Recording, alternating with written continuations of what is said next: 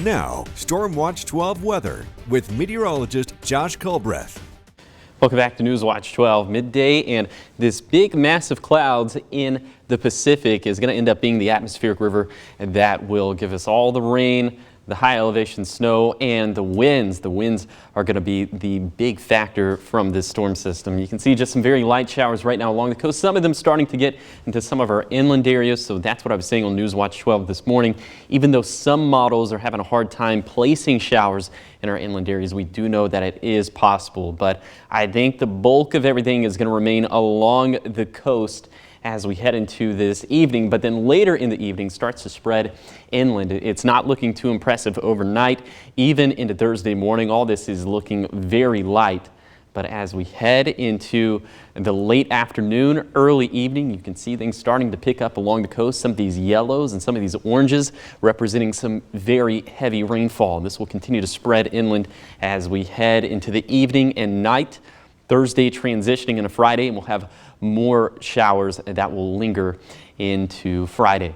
So here are some of these water projections through Thursday night, and it's very clear that the coast is going to be the winner, getting upwards of 2 to 2.5 inches of water, and all that's going to fall in a very short span of time. So we could potentially have some localized flooding in and around some of those smaller streams in Curry County.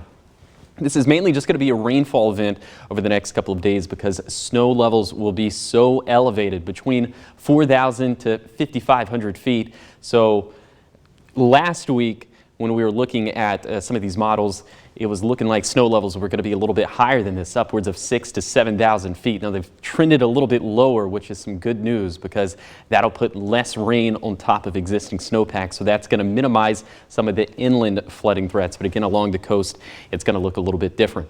Here are some of these snowfall projections through Thursday night. And since the cutoff is going to be around 5,000 to 5,500 feet, you're going to see some big differences in accumulations around that benchmark. So 8 to 12 inches we're expecting for Crater Lake, but then you dip below that, maybe just a couple inches we could have for Lake of the Woods. But again, like I've said time and time again, the big risk with this storm system is going to be the winds. They could gust upwards of 60 to 70 miles per hour coming out of the southwest along the coast, and that would mainly be Thursday afternoon and evening. So far there's no wind advisory, there's no high wind watch or high wind warning in place, but we'll be watching and waiting to see if the National Weather Service in Medford will pull the trigger on that. So for today, temperatures will be about 5 degrees below average for this time of the year. So we'll be in the 40s for the east side, 40s and 50s for west side valleys, just shy of 50 degrees along the coast in Brookings. Winds will start to pick up today along the coast, and they'll pick up even more overnight.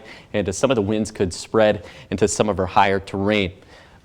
Remember, on Stormcast, there will be some very light precipitation across the region, mainly along and west of the Cascades, but it's going to be much more widespread on Thursday, high impact day because of the winds, drying out gradually into Friday, Saturday, and Easter Sunday, but then tracking another storm system for Monday.